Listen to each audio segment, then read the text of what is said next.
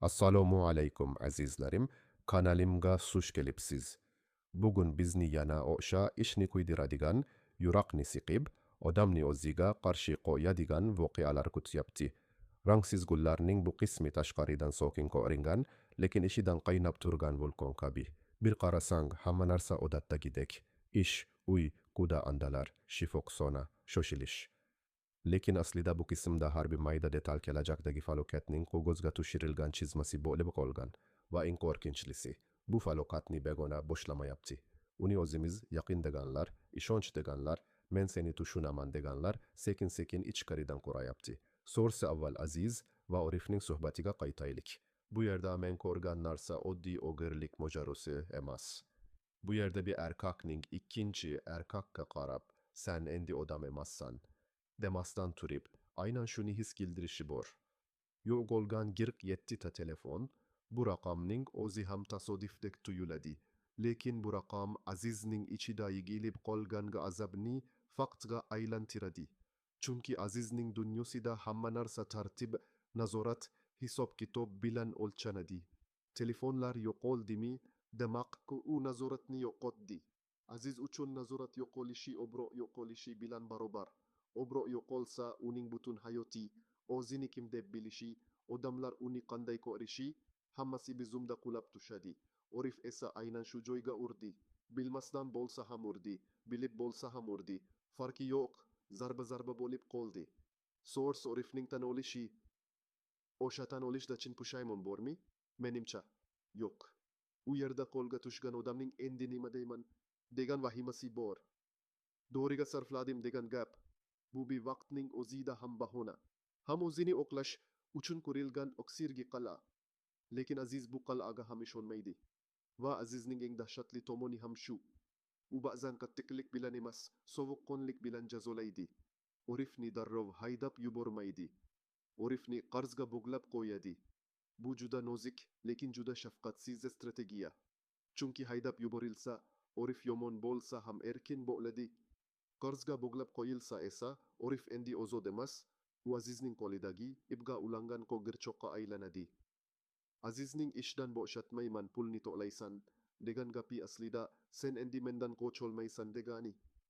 Sursiva yana bir muhim detal. Aziz Orifga Baxti bilan ko'rishmaslikni buyuradi.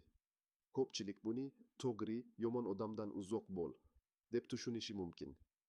Lekin men bu yerda boshqacharoq narsa ko'ryapman. Baxti Orifning yagona sherigi emas, Baxti Orifning ichidagi qorong'ulikni uyg'otadigan odam. Aziz Baxtini yo'q qilishni istamaydi. Aziz Baxtini Orifdan uzib qo'yishni istaydi. Nega? Chunki Orif Baxti bilan birga bo'lsa, ular o'zaro til topishib, Azizdan yashirib ham ish qilishadi.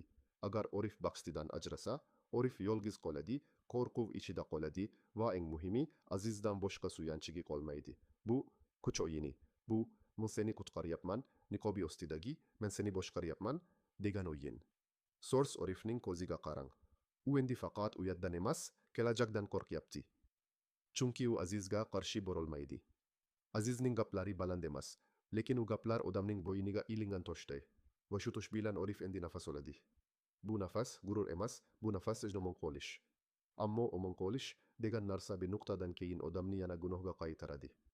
Orif hozir to'g'rilanaman deb o'ylashi mumkin, lekin bosim oshgani sari odam yana oson yo'lni tanlaydi. Va oson yo'l bu serialda doim xiyonatga olib boradi. So'rsa uy ichidagi qudalar, nabiralar, oilaviy suhbatlar esa suddi choy ustida aytiladigan oddiy gaplardek. Lekin bu serialda oddiy gap bo'lmaydi. Lezizaning homiladorligi haqida gap ketganda hammada tabassum bor. Lekin tabassumning tagida har kimning o'z hisob-kitobi yashirin. Homiladorlik bu faqat bola emas. Bu kimning nasli davom etadi, kimning o'rni mustahkamlanadi, kimning gapi o'tadi degan savollarga javob. Laziza bu uyda endi shunchaki kelin emas. U endi kelajakning egasi bo'lib qolyapti.